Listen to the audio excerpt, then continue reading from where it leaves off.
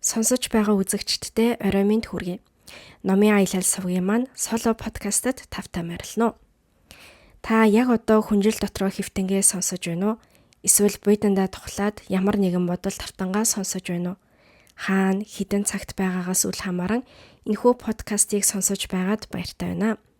Өнөө шөнийн сэдэв бол нойргүй шөнийг хэрхэн өнгөрөх вэ юм. Хүн бүхэнд нойр хулжаад унтаж чадахгүй үе байдаг.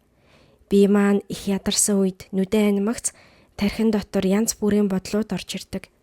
Өдрийн цагт анзаарагдаагүй зүйлс шөнө болмогц гинэт томоор тодорч харагдаж эхэлдэг.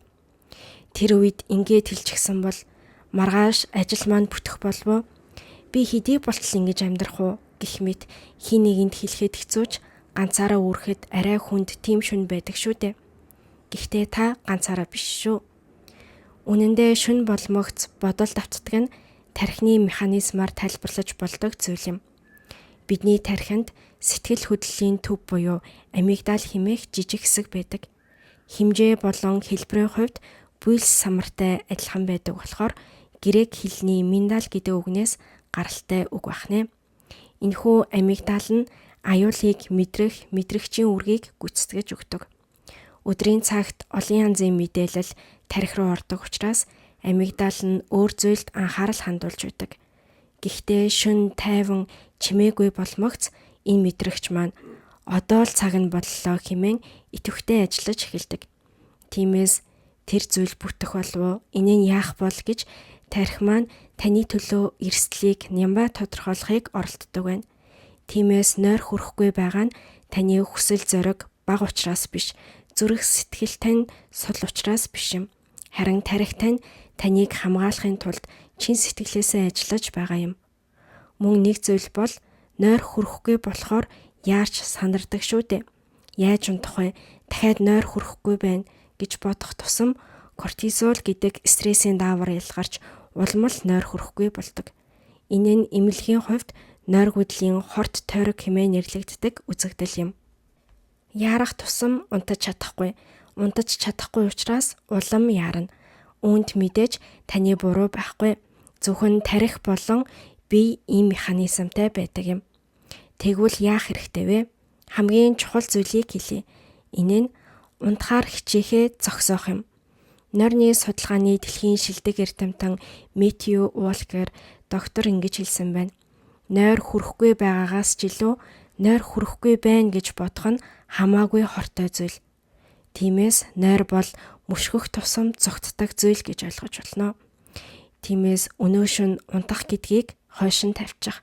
Унтаж чадахгүй байсан ч болно. Зөвхөн сайхан хөвтөөд биеэ амраавал хангалттай. Ингэж бодохоор тархины хурцтмал байдал арай сулрна. Тэр нь хангалттай юм. Унтаж чадахгүй үедээ туршиж болох хоёр аргыг хуваалцъя. Эхнийх нь 4-7-8-ын амьсгалын дасгал юм. Хамраараа 4 секунд амьсгал аваад тэгээд 7 секунд түүнийгээ барина. Тэгээд аажмаар амаараа 8 секунд амьсгалаа гаргана. Үүнийг 2-3 удаа давтаж хийвэл амьсгалахад парасимпатик хэмээх мэдрэл биеийг тайвшруулж өгнө. Мөн тархинд одоо аюулгүй амархад болно гэж дамжуулж байгааг төсөөлөөрэй. Энэхүү арга нь хэцүү биш тул заавал туршиж үзээрэй. Ингэснээр мөр тань суларч бие тань хөнгөрөх болно. Хоёр дахь арга бол бодлоо бичиж гаргах юм. Толгойдоо эргэлдэж байгаа зүйлсийг цаас юм уу утасныхаа тэмдэглэлд зүгээр л бичиж гарга. Уран яруу гой сайхан бичих албагүй. Энийг хүнд ч үзүүлэх зүйл биш. Таны л харах юм учраас бичиж гаргамагц тарих бүртгэгдлээ одоо бодохгүй ч болно гэж дүгнэж тайвширдаг нь судалгаагаар батлагдсан байдаг. Ингэж гадагшаа гаргаж өгснөөр тарих их ачаалаа тайлж чадна. Нойр хулцсан үедээ энэхүү хоёр аргыг туршаад үзээрэй. Өнөө шөнө унтаж чадахгүй байсан ч та өнөөдрийг амжилттай давж чадсан гэдэг нь өнөөдөр хийх ёстой зүйлсээ үнэхээр сайн хийсэн гэсэн үг. Нойргүй шөнө бол тайван суугаад өөртөөгөө ярилцаж чадах цөөхөн үеүүдийн нэг байж магадгүй. Тиймээс унтахаар яарахгүй байсан ч болно. Нам унтаж чадахгүй байсан ч болно.